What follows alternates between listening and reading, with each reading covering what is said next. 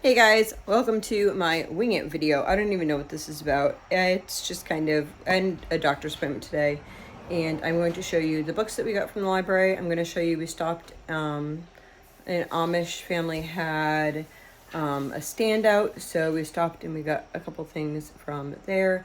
And then I'm just going to show you, I went in to get, my husband said we needed diapers. So I went in and I got 2 cases of diapers, and then I found a little just small sale. So I'm just going to show you those things in case you are local-ish. It would be in the Bangor area. Anyway, I'm sitting down to show you my books. This is my random pile of books. So these are just very kind of random because we went and did PEI. There was some books that were requested, so some of that is that, and then some of that is just other things other people want to read.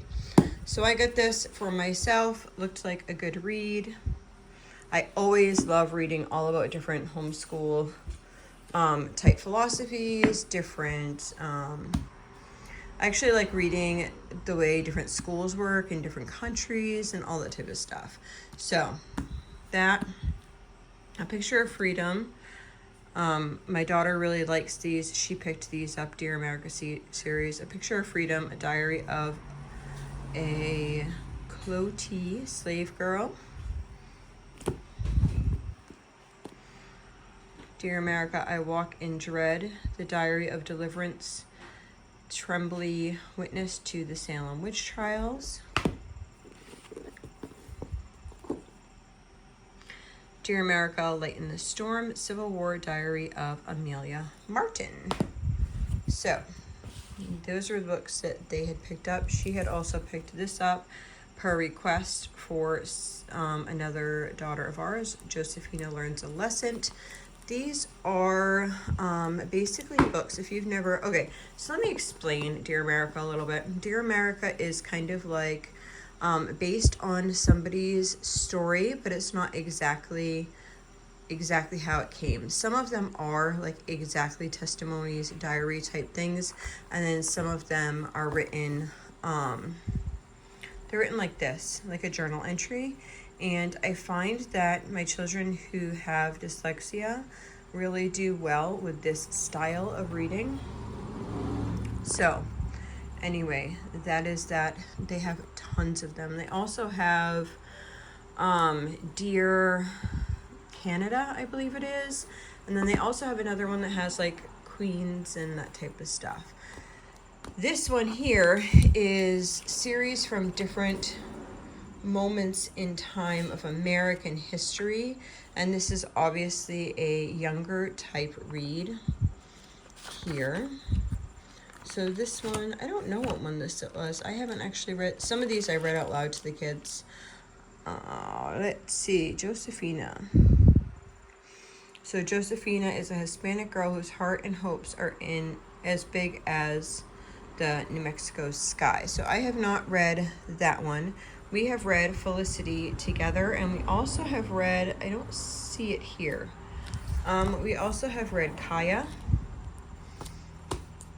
But they're really sweet stories, and they're good. I have not found anything in any of these types of books, the American Girls. I have not found anything that would be controversial in any of these, really. I mean, everything can be controversial, but I have no problem with my younger middle readers reading those types of things. So we also continued a little bit with our ocean type themes. Some people were like, oh, I didn't get a chance. I wanted to read about this, or I wanted to read about that. So we got one about sharks. This looked like a good one. I wasn't actually planning to get this, but it was in a section of stuff that I was planning to get. So How Much? Visiting Markets Around the World. This is just a read for the younger kids. One of the middle kids had picked it up for the younger kids.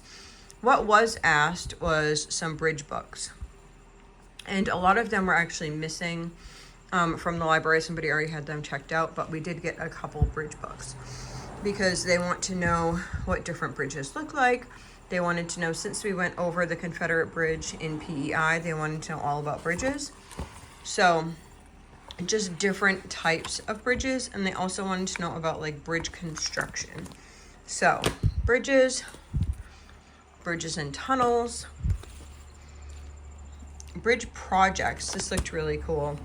Has all different basically things to make with just basic, you can see like basic things that you would have around your house. So I thought we could make a couple of these if the kids wanted to do that, so they can actually like hands-on see how the bridges are made. I found this one over in that section. Looks kind of good. I read this years ago. I'm probably not going to read the whole thing because I did read the whole thing years ago, but I had somebody asking something, and I think that it's in this book. So I'm going to kind of skim and see if I can answer their question with that book. I saw this on the way out, and it's an easy reader, and it was about sea turtles. So this kind of goes with our ocean unit as well. And the person who wanted more things was somebody who would be around this age level. This is about families for little kids. Canadian geography. This was because they wanted to know more about Prince Edward Island and where we lived and that type of stuff. I noticed already that there were some things in here that maybe we wouldn't agree with, so that will be addressed before we actually read this book, but we shall see. This is directly about Prince Edward Island, so gonna check that out. 100 things you should know about shipwrecks. Well, I was in that section and I saw this and I said, you know what? I bet some of the kids would really like that. So anyway, we might end up going to a boat type area. So I'm trying to plan things for the next little bit before I have the baby. At the same time, I also need to figure out, I went today for my ultrasound and talked to my midwife and stuff, and she said at some point I might need to go there twice a week. So I don't know how that's going to work out. I did have, I was thinking about going to Maine Maritime Museum. It's about 4 hours away. I think it's like 3 hours away. Yeah. So I could do that in a day. I'm just not quite sure if my body will feel like going down there and going back. But it looked like a cool one anyway. So the next couple books, I don't know if they're in order or not because they were just kind of plopped on the table. But when we were at Prince Edward Island, we met a family from Scotland. So we actually met, it was really interesting because we were at PEI and most of the people there they were not from, like, they didn't speak English. So there were some people that spoke Chinese, but a lot of them spoke French, and they were from like Quebec type area coming down on vacation. We also met this family at the park from Scotland, and we talked to them for a good hour. And they were really sweet. They had their little girl, and so like our kids were all kind of playing together and stuff, and they had been in Canada for a year, but they were planning on going back to Scotland. And we talked a lot about just family structure, and I was saying, like, they were asking how the States were, and I was saying that it seemed so much more family friendly where we were right there, which is totally true because people were just letting their kids be kids outside. And I know part of that was just being outside in a beautiful nature, right? So a lot of times when you go to campgrounds, you get this, I don't want to say the same type of people. You get people that are really like involved in their children's lives, involved in letting their children be outside, biking, hiking, those types of things you'll find at campgrounds. So overall, like, that's whatever. But like where we were, there was a lot of times you'll find campgrounds that we've gone to at nighttime, there can be like loud people and drinking and those types of things. And we were just felt so blessed because there was none of that. People were like respectful. If they saw you like on the road, it was like bonjour or hello, or they couldn't, like, because you can't really tell, like, if everyone who, like, the workers or stuff are all bilingual. So they actually, like, when they greeted you, they'd say bonjour, hello. So they, you could say whatever language, and they were completely fluent. You couldn't even tell what their main language was, which was amazing. Amazing. And the kids noticed that. Anyway, met this family from Scotland, and I had said like how how friendly it seemed. And she's like, really? She says, we find people rude. She said, people are so distant in whatever where they were. They were actually in Toronto, but they were passing through. So they're from Scotland, and so we were talking a little bit about Scotland, and she was just explaining like how the culture kind of was there, but also she was talking about, there's a fly flying around me. She was also talking about how people got like pushed off their land and how they ended up immigrating over to Canada and America. So it was quite an interesting talk. So first, some people wanted to know more about Scotland, but I'm also looking, if you guys have any recommendations, write them down in the description box. I'm also looking for books that talk about, books that talk about, I'm going to stand here. Here we go. I'm also looking for books that talk about, like the Irish famine, or like Scotland, how basically they were like tenant farmers, right? So it wasn't their home and land, but they were the ones farming it. And then at some point, then those farm families, actually the ones who were doing the work, actually kind of got pushed out of their own land that they had been farming for generation after generation. So I'm looking for books about that type of scenario because that seems to be of interest. So if you have any title recommendations, please put them in the description box below. Anyway, we got this about Scotland. I think it's just a basic like overview. We're probably not going to read it like cover to cover, but we'll probably see what's in here and what we want to read. While we were over there, we picked up this. I don't really know too much about it, what it's about. We Will Not Be Silent, the White Rose student resistance movement that defied Adolf Hitler. So I'm thinking I might skim over this and then decide bits and pieces that maybe we could discuss as regards to this. Here's another bridge one. Wild Buildings and Bridges. This is more about architecture. That is like nature inspired architecture. And actually I found this video kind of interesting. I found this video that is talking about the old time Japanese buildings and stuff, and how they were all like created like around nature and that type of stuff. Now, this is just, it might lead into that because I watched it the other day and I was like, that's really kind of cool.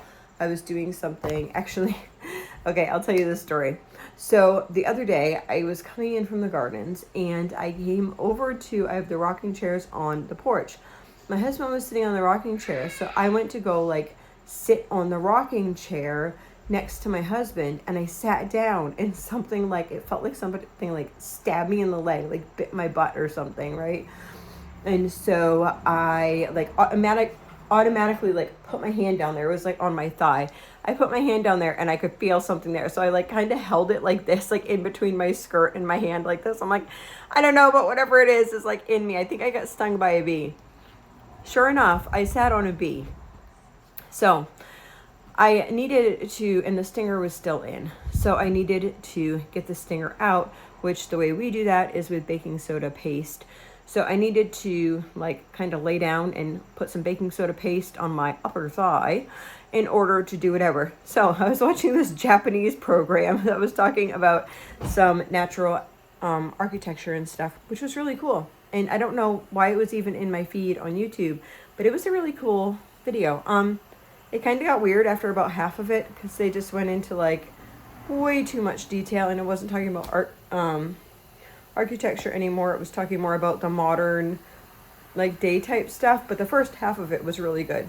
So, hey, maybe this book and that movie can find their way into some sort of study. Okay. Keys to American History. I actually saw this. They in the Bangor Library, they asked people not to put books back on the shelves, which actually makes sense in the children's department. Which actually makes sense because then they can find things a lot better in case a little kid just decides to shove it wherever. So I saw this on one of the racks that were just doing whatever, and I was like, oh, that looks kind of cool. So, yes. How does a lighthouse work? That looked pretty cool. And then I kind of just did this. It seems like it has like the question here, which is really simple, and then a simple, then more in-depth description after it. So it looked really cool. What do people do before lighthouses? So it just gives like a whole scenario of lighthouses. We have visited a lot of lighthouses. I'm trying to think. Maybe 20.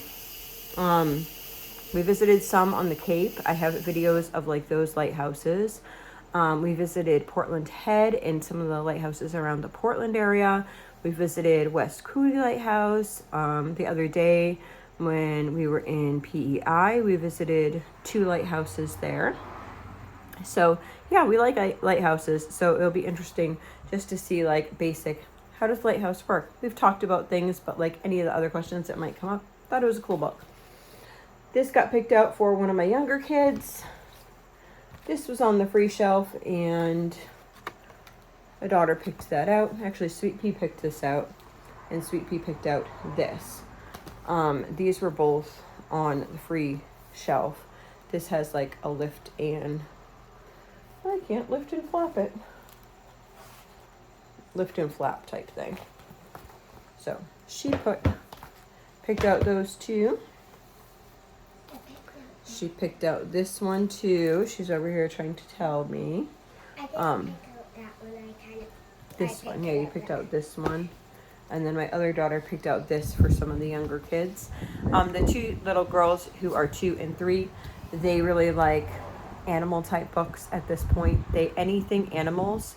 Actually though, my 3-year-old lately, she has been wanting to learn tons of things about water.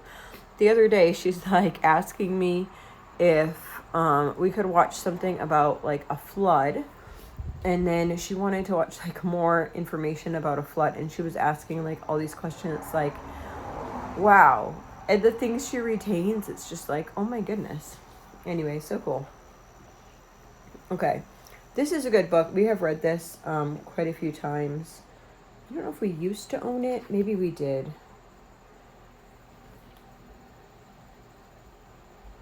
I can't remember. Anyway, it's about Penobscot Indians, which is the tribe of Indians that is kind of close to where we are. Birth of a Foal. If there's a horse book and I have one daughter with me, there's going to be a horse book in this pile. Whale Sharks. There's 2 horse books and wild horses. So that is it for the day. We actually get to go quite a bit more than because I'm going every week to the city. So yeah, that will probably take us through the week. A couple other things. The only book that I did not finish was that Wonder book, and we will be working on that one. And then I have these couple of school books that I'm going to be looking at. And I did actually order some stuff through Thrift Books. I'm trying to think. I don't know if I'm going to do a video on that or not, but I'm going to have a series that I'm reading with the kids that looks really good. Anyway, I'm excited about it. I get excited about the books that like I really want to read aloud to my children. Other things that we're working on reading aloud is we're listening to God Smuggler on audiobook on Audible. I kept Audible for now.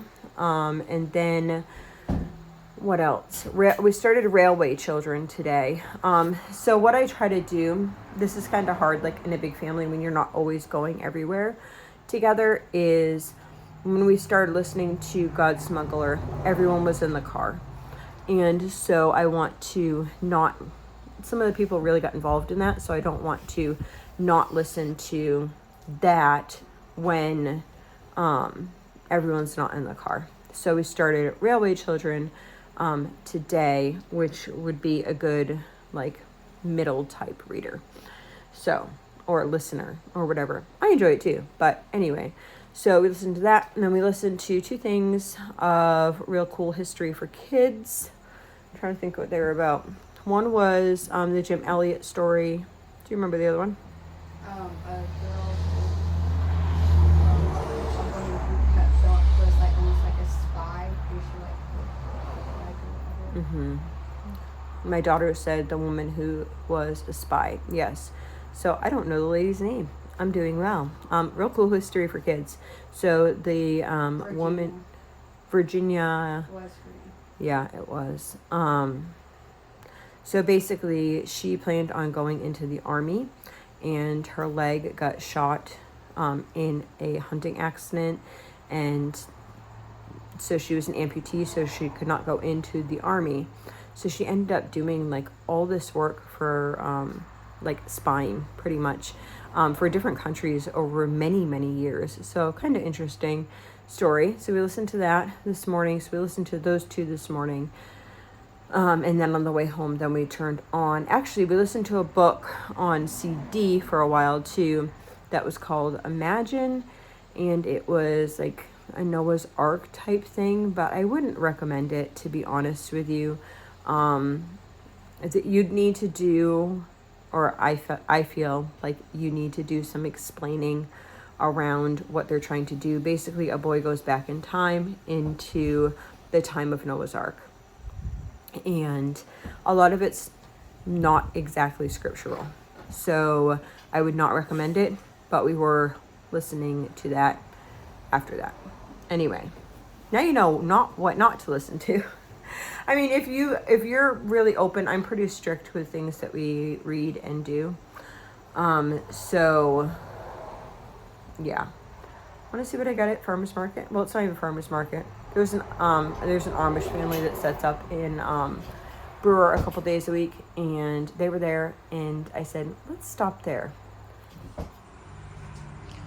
Okay, so we got 2 of these cantaloupe, 1 watermelon, and then this massive onion. Anyway, we got that from them, and then we stopped by Walmart. I got 2 cases of diapers, and then these shirts were all on clearance for $1. So if you are in the Brewer, this is all the same shirt. I just got it in different sizes.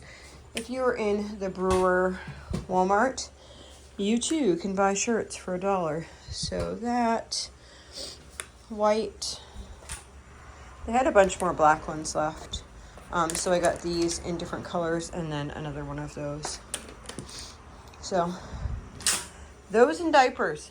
So that's about it. That was my day today. I had an ultrasound. I had to get up early though. So I had to be in the city. Remember, it's 2 hours away at 8:15. So we left here at 6, and yeah, makes for an early day. Anyway, got to the city, had my ultrasound, spoke to my midwife. There's really not too much to say. The baby passed all the tests. So I'm probably not going to do an update video. The baby passed all the tests. They're basically seeing the blood flow. They're seeing all the stuff. The baby is like small, like in the 1 percentile or something like that, or part of it's in the 1 percentile, part of it's in the 6 percentile.